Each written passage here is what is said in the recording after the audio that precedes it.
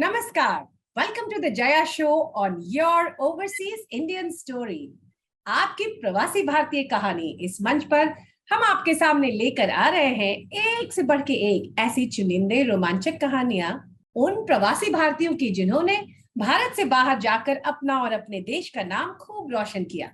आज हमारे बीच मौजूद हैं न्यूजीलैंड के प्रसिद्ध Indian business couple Shri Indira Sirigiri और उनकी धर्मपत्नी श्रीमती मानसा सिरीगिरी।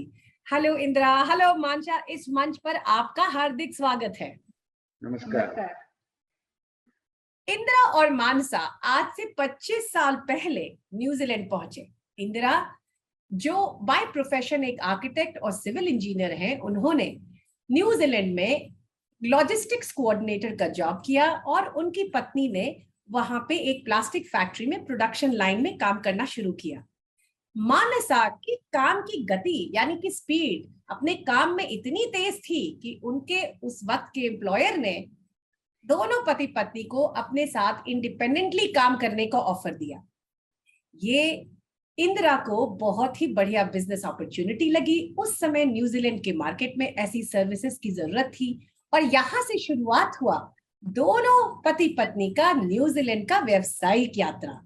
चलिए इंदिरा और मानसा से बात करते हैं और पूछते हैं कि इनकी कंपनी लिंक टू सर्विसेज, जो आज न्यूजीलैंड की बहुत ही जानी मानी logistics company, warehousing company, supply chain management company और ऐसे तमाम और बिजनेसेस बढ़ चुके हैं, इसकी यात्रा इनकी कैसी रही, इन्होंने कैसे शुरुआत किया और कैसे अपने बिजनेस को इतना बढ़ाया।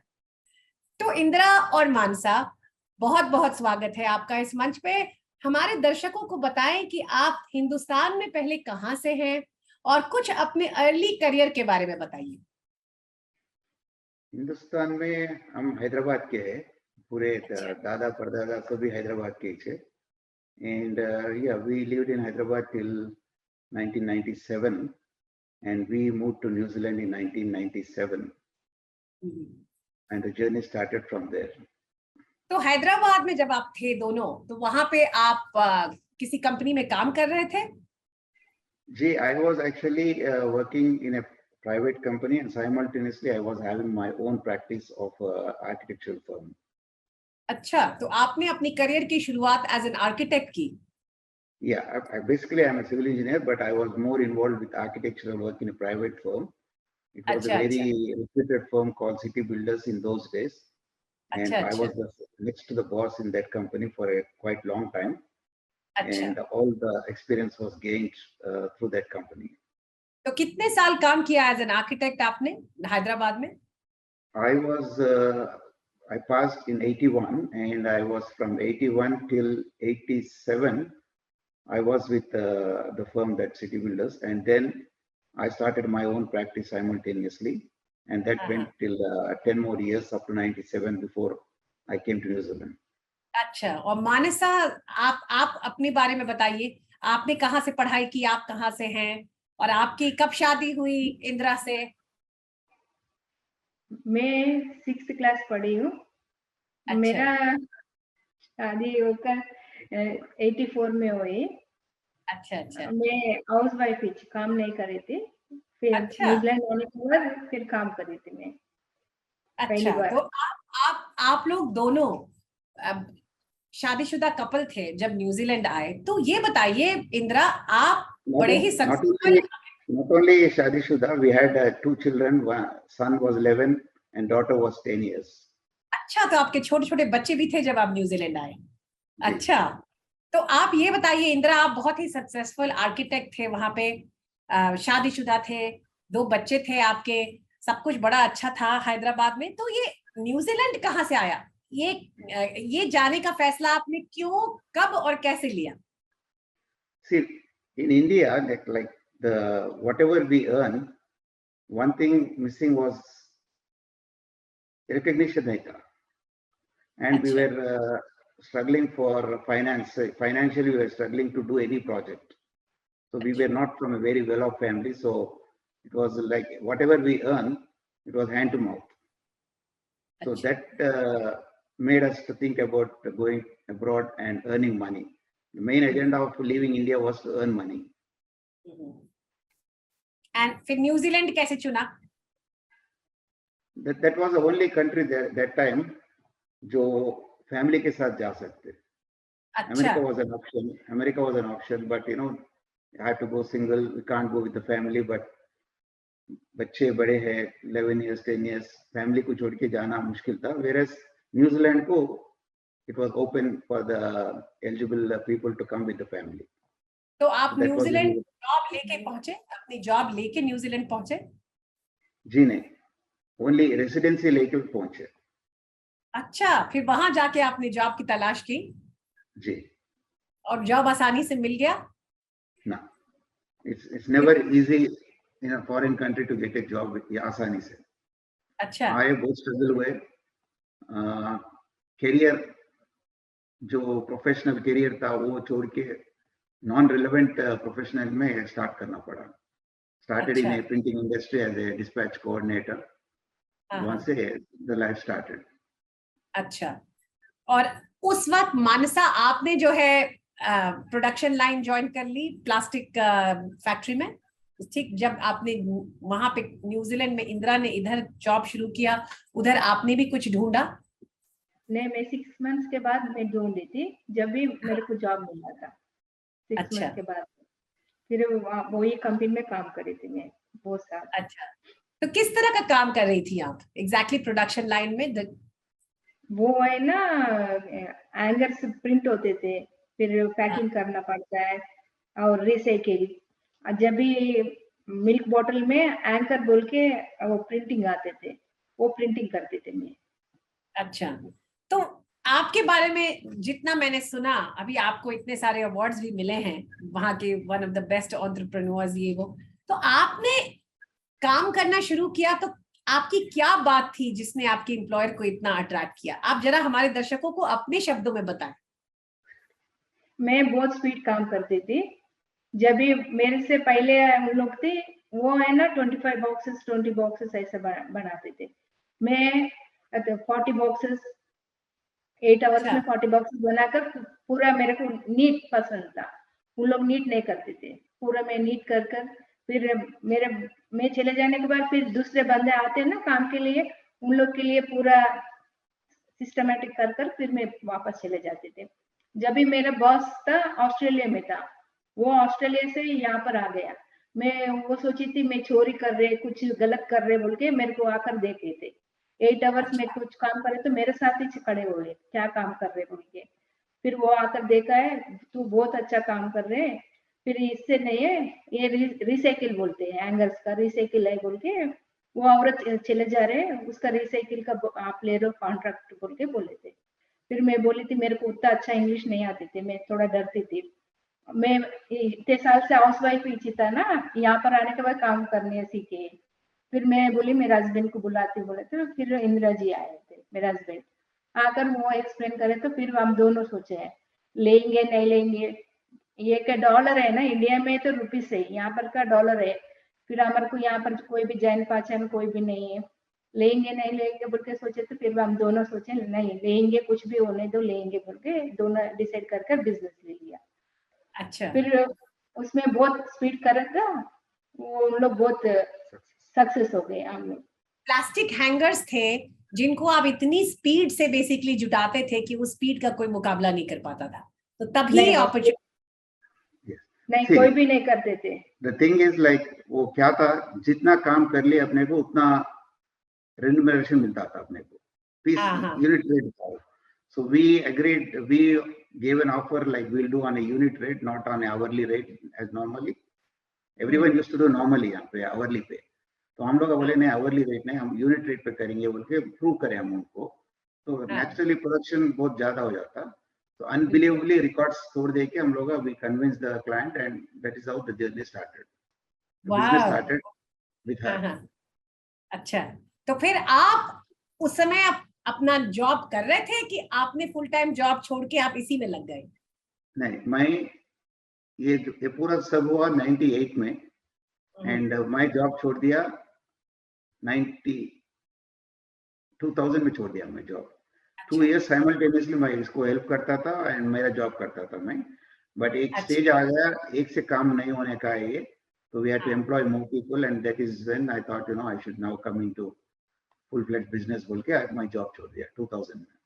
अच्छा, तो ये बेसिकली जो बिजनेस आप, ये तो शुरुआत आपने एक कॉन्ट्रैक्ट बिजनेस की तरह की, राइट? लाइक आप इनके साथ बहुत स्पीड पे बनाते थे और इस पर्टिकुलर कंपनी के साथ आपने शुरुआत की। फिर यहाँ से आपने बढ़ा के इसको लॉजिस्टिक्स का बिजनेस कैसे बनाया? ओके, वहां से स्टार्ट हो गया जर्नी। फिर बाद में जो दूसरे क्लाइंट्स के पास जाके दूसरों का काम भी करना शुरू करे, और यहाँ पे जो भी अपने लोग मैक्सिमम इंडियंस जो रहते थे, सभी के घर में मॉम्स एंड आंट्स जो भी घर में रहते थे, उनको जाके भी काम देते थे हम लोग, घर पे काम करते थे वो लोग। So we had a big logistic involvement in that. यहाँ से काम लेना, वहाँ पे काम देना, फिर पिकअप करना, फिर ड्रॉप करना, ऐसा बहुत बिजी हो गए थे पूरा।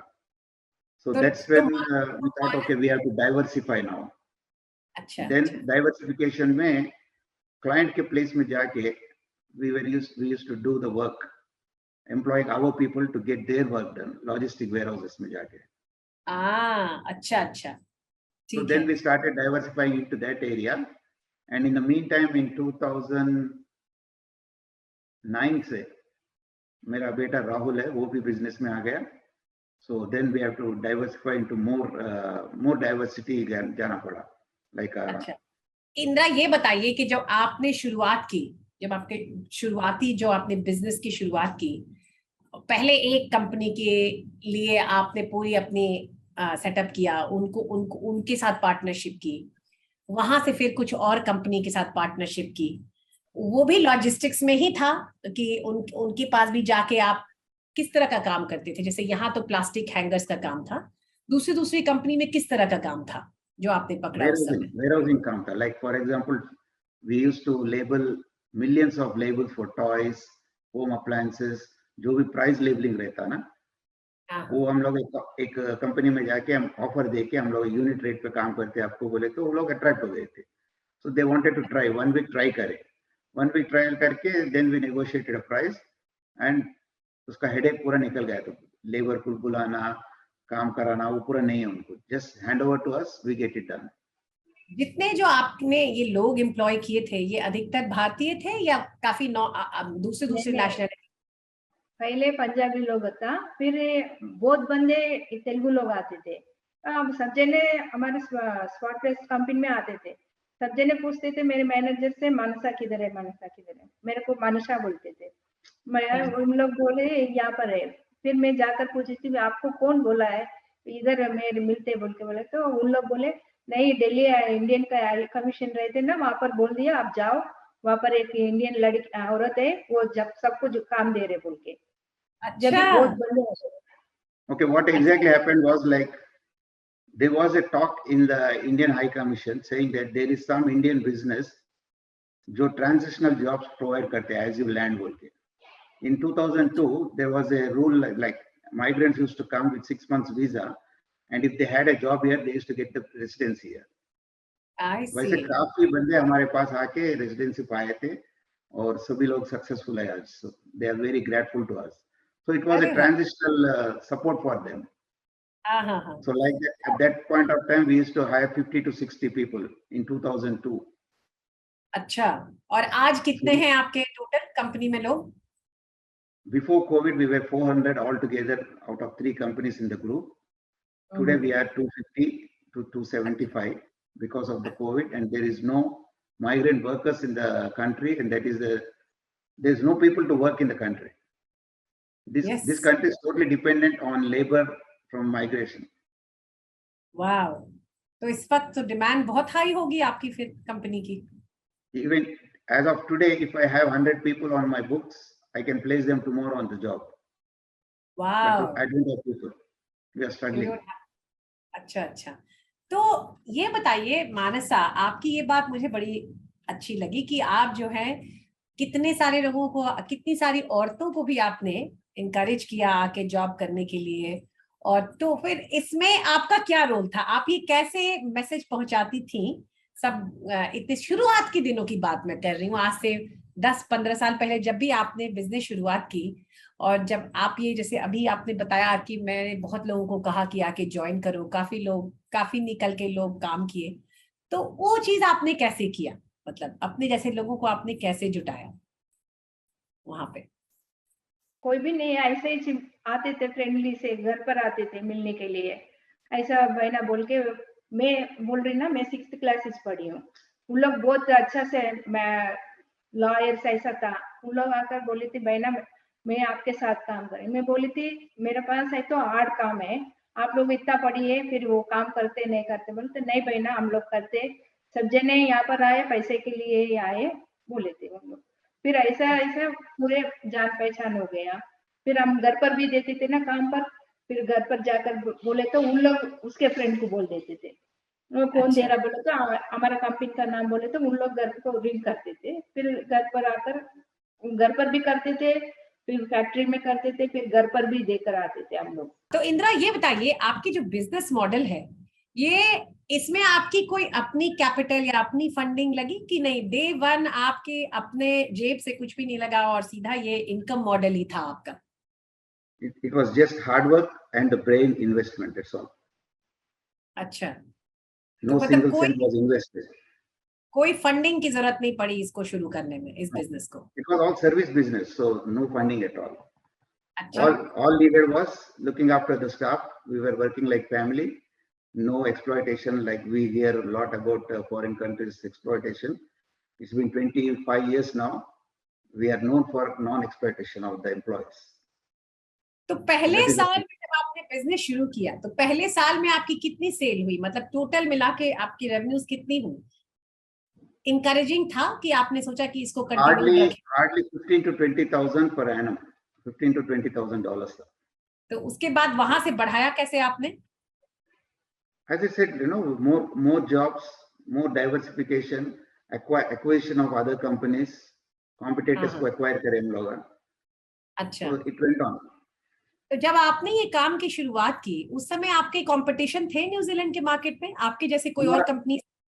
हमारा मॉडल जो यूनिक था, no one even today, no one in the country will do that unique model of unit rate. अच्छा, अच्छा, Because that's people very don't want to risk. People don't want to risk. But we, having worked from 1% to 400 now, we know the in and outs of that. So right from scratch we work and we know that, so we can handle it. तो ये बताइए कि आपके business के सबसे बड़ी challenge क्या थी? हम लोग सुबह 6 बजे जाते थे, फिर बच्चे को टिफिन लंच पैक कर कर दोनों हस्बैंड वाइफ जाते थे, फिर रात को 1 बजे आते थे। अच्छा, So hard work. The challenging was like finding good people to help us and looking after them carefully to retain them.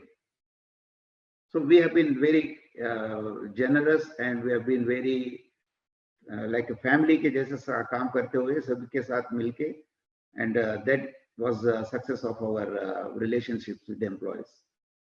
But जैसे So that was the आपने, only challenge.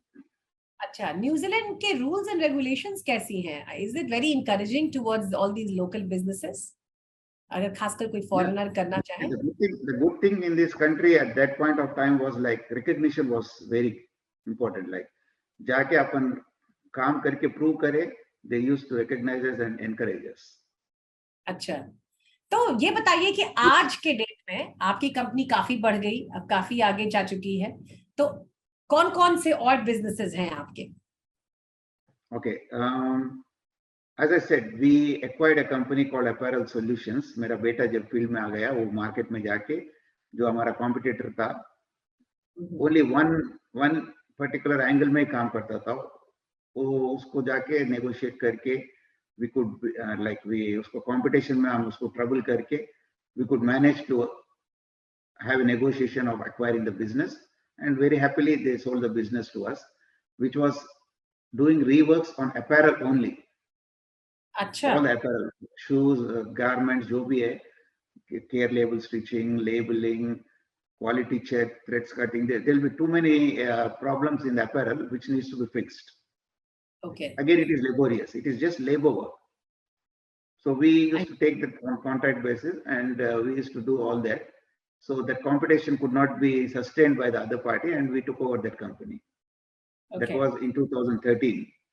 Okay. And then in 2018, we acquired another recruitment company, which was a competitor to us. So we used to send people to do unit rate. वो बंदे सिर्फ hourly rate पे काम बेचते थे. They used to just send the bodies, no supervision, nothing.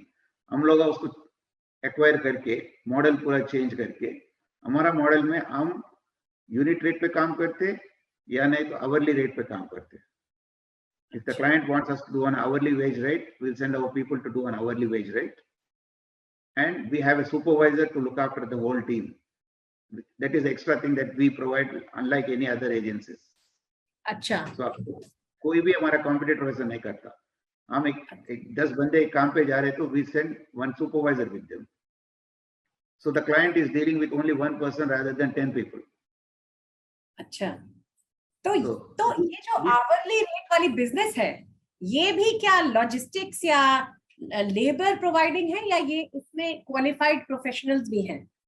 नहीं, all blue collar labor providing, warehousing, manufacturing, food industry, everywhere labor work. Labor work. We are not into white collar. Okay, okay, that's very very interesting. तो इस तरह से आपने काफी प्रवासी भारतीयों को नौकरी दी होगी वहां पे? 60% of our employees are Indians at the moment. Okay. And any migrant comes to India, from India, they will know that there is some Indian business who looks after them. They'll straight away come to us. 6 months, 1 year, 2 years, 3 years, do we karte. When they get better prospects, they go to other companies. In saying that, we got people working from 2002 also with us. One senior person is still working from us, with us since 2002. So 20 years ho gaya. He's a senior employee. So there are people working from 8 years, 10 years, 12 years. That's the relation we maintain. तो आपने ये apparel business take over किया, ये recruitment business take over किया, आपका original अपना जो business था वेयर हाउसिंग का और लॉजिस्टिक्स का ऑलरेडी था, ये सारे बिजनेसेस एक दूसरे को कॉम्प्लीमेंट करती हैं? Absolutely. अच्छा. तो all compensating each and everyone. Yeah. Total आपका पूरा साइज इस वक्त बिजनेस का कितना है? क्या आपके रेवेन्यूज हैं total? The value of the business, you mean? Value of the business. Easily 10 to 12 million. अच्छा, very good. ये सब ऑकलैंड में बेस्ड है या अब आप न्यूजीलैंड के तमाम शहरों में फैल चुके? We wanted to go to other cities also, but the country is so small that everything happens in Auckland only. अच्छा, तो आगे के क्या प्लान है आप दोनों के? Next is we're trying to step into Australia. Like for example, Australian companies that are doing business in New Zealand, they use us because they like the model that we have. अच्छा, आज के date में कोई young आदमी अगर India से आना चाहे और न्यूजीलैंड में काम करना चाहे, आपकी कंपनी के साथ काम करना चाहे, तो न्यूजीलैंड के जो गवर्नमेंट के इमिग्रेशन पॉलिसीज हैं ये फेवरेबल हैं? Not really. Today itself there was some changes. अच्छा. Now it has become like employer who wants to employ migrants needs to be accredited, which we are now accredited last week. So we can employ migrant workers subject to the condition that they satisfy the requirements. हाँ. अच्छा. पर ऐसे कोई अगर आके अपना, जैसे आप आए थे रेसिडेंट वीजा लेके आए थे, यहाँ जॉब किया, फिर अपना बिजनेस शुरू किया, इस तरह से कोई अगर ऐसे खाली रेसिडेंट वीजा लेके आना चाहे तो आज कल न्यूजीलैंड में मुश्किल है? Only skilled people can come. Only skilled people can come. अच्छा. There is a specific green list they call. Whatever is mentioned in the green list, those professions or those qualifications, they can apply like a PR like we did, and they can come here. अच्छा, तो skilled people can basically come. For unskilled people, it's harder. It is harder. Okay, but I'm sure for unskilled people, even 20 years ago, it might not have been easy. That easy, maybe. Of course, we were skilled. I know I was a civil engineer, so based on that, I could come. Exactly. You were an engineer and architect, so you came on a skilled basis only. So that is why I'm asking. Okay, interesting. All this is a perspective. Yeah, all this is a Yes. perspective that we are sharing for people who are. So now let's just reflect on your journey. दोनों अपनी कहानी के बारे में सोचे 25 साल, तो आप लोगों ने कहाँ से शुरुआत की और अब बढ़ा के इतना बड़ा कर लिया और बढ़ते ही जा रहे हैं. कितना % आपको लगता है कि आपके सक्सेस में लक का हाथ है और कितना % आपके मेहनत का हाथ है? That's the right question you have asked. Many people ask me, what is the secret of your success? जो भी हमारे पास आते हैं employees, they'll be very proud, like one of our Indian has come and so successful. So they'll ask us, like, क्या करे तो होता बोल के. मैं 15 साल से मैं यही बात बोल रहा हूँ. There are 3 things. One is you need to have an aim, what you want. The second thing is effort. If you have an aim of what you want, and if you put an effort on it, you will be successful. And the last thing, which is not in our hands, is luck. So definitely, by God's grace, we have been lucky to get recognized very early by our clients or whoever it is in the business. And the question, the answer to the question which you asked, what is the percentage? I would hardly say luck is 10% out of all. Aim is 30% and effort is 50% or 60%, and 10% is the luck. Of course, there are people who are struggling, but they are not able to get through because it's luck. अच्छा, मानसा, आपका क्या कहना है इस बारे में? मैं वो क्या बोलते, एक बंदा को क्या बोलते, आर्ट नहीं करना, चीटिंग नहीं करने का है, आर्टफुल से काम करने का है. वो बंदा कितना काम कर रहा है उतना दे देना, वही है. एक बात मैं आपसे और पूछूंगी मानसा, आप एक औरत हैं और आपने बहुत पढ़ाई नहीं की, जैसे आप कह रही हैं कि आपने केवल 6 तक पढ़ा और आपने इंडिया में काम नहीं किया और आप न्यूजीलैंड आके काम करना शुरू की और काम करना, खाली काम ही नहीं किया, आपने व्यवसाय शुरू किया, बिजनेस शुरू किया और इतना आगे ले गई. तो आप क्या मैसेज देना चाहेंगी अपनी तरफ से ऐसी तमाम लेडीज को जो इतनी पढ़ी लिखी ना हो या साधारण पढ़ी लिखी हो लेकिन काम करना चाहती हो? उनको किस तरह से सोचना चाहिए जब वो, चाहे वो हिंदुस्तान में हो चाहे वो हिंदुस्तान से बाहर हो? आप कुछ कहना चाहेंगे उस बारे में? वो है ना, हार्ड वर्क होना है. वो क्या बोलते, उस तक रीच ना बोले तो पूरा हार्ड वर्क कर चले जाना, वही है. फिर aim, what she means is aim right now. We want to do it, do it. She had an aim because, I mean, there is one story behind it, which maybe you will edit it anyway, but she was from a very rich family. I was from a very middle income family. And when we got married, she went through the, like discrimination sort of thing, she's not so well off and all. Uska man mein wo baitha, I have to work and show the people that I can do anything. वो determination से she went and she got succeeded. Of course, मेरा support भी था. हाँ, of course. बिना एक दूसरे के सपोर्ट के थोड़ी आदमी बढ़ता है. वो तो बहुत बड़ी बात है. पर मानसा की जो पूरी जर्नी है, ये बहुत सारी औरतों के लिए भी बहुत इंस्पिरेशनल है. I can say that whatever we are today is just because of her. If she didn't work that way, and if I couldn't have got this opportunity. उसको बॉस मेरे को बुला के, he said that she's so a good worker and you got the brain and this is the offer, can you do the business with us? That's how the business started. So all the credit goes, whatever we are today is to her. You are a very made for each other couple, I have to say. Thank you.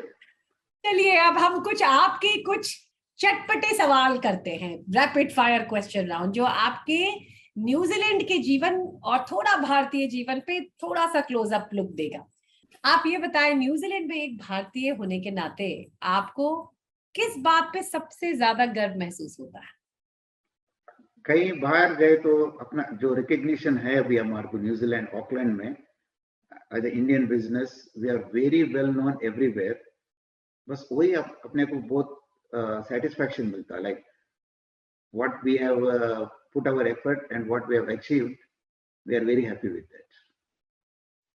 मानसा, आपको किस बात पे सबसे ज्यादा गर्व महसूस होता है? What are you most proud about? कभी कभी मैं सोचती हूँ मेरे पास बहुत जने आते हैं ना, उन लोग डर के बाद, मैं इतना पढ़ी हूँ, मेरे को ऐसा डर लग रहा बोले तो मैं सोचती हूँ मैं इतना कम पढ़ी है, मैं किसी से डरते नहीं, मैं गलत काम करते ही डरती हूँ, गलत नहीं करती हूँ, किधर भी जाओ बोले तो जा सकते, फिर बात करते, इंग्लिश आते नहीं आए तो भी ऐसा थोड़ा इंग्लिश बात कर देर करके चले जाती, वही है मेरा। अच्छा मानसा, ये बताएं, न्यूजीलैंड में आपका सबसे फेवरेट भारतीय त्योहार कौन सा है? ये सवाल आपके लिए है। गणेश चौथी, गणेश फेस्टिवल। अच्छा अच्छा, उसको किस तरह से मनाते हैं आप लोग? वो हम लोग मूर्ति लेकर आते हैं, घर पर लगाते हैं 3 दिन नहीं तो 5 डेज लगाकर फिर वो निमज्जन कर लेते हैं। अच्छा, इंदिरा आप बताएं, आपका सबसे फेवरेट भारतीय भोजन कौन सा है और न्यूजीलैंड में कहाँ मिलता है? See, I am a food lover. I eat everything, like especially what you said, Indian food. I like everything. I don't have anything that I don't like. और सबसे अच्छा ज्यादा कहाँ मिलता हुआ तो unfortunately there are some places fine dining, but घर का खाना घर का ही है। हाँ, पर घर के अलावा कौन सा रेस्टोरेंट आप बोलेंगे? ओह माय गॉड, है तो कोई तो रेकमेंड कीजिए। There is an Indian restaurant called I Village, which I like the food there. अच्छा अच्छा, जब आप हिंदुस्तान जाते हैं तो वहां आपके सबसे फेवरेट टूरिस्ट स्पॉट कौन सी है इंडिया की? मेरी, हाँ, see, favorite in the sense it is a pilgrimage place. That's my favorite, which is Tirupati. अच्छा, Every year, whenever I get a chance, I go once or twice to Tirupati in India. अच्छा, और मानसा आपकी? मेरे को हैदराबाद ही पसंद आते हैं। अच्छा,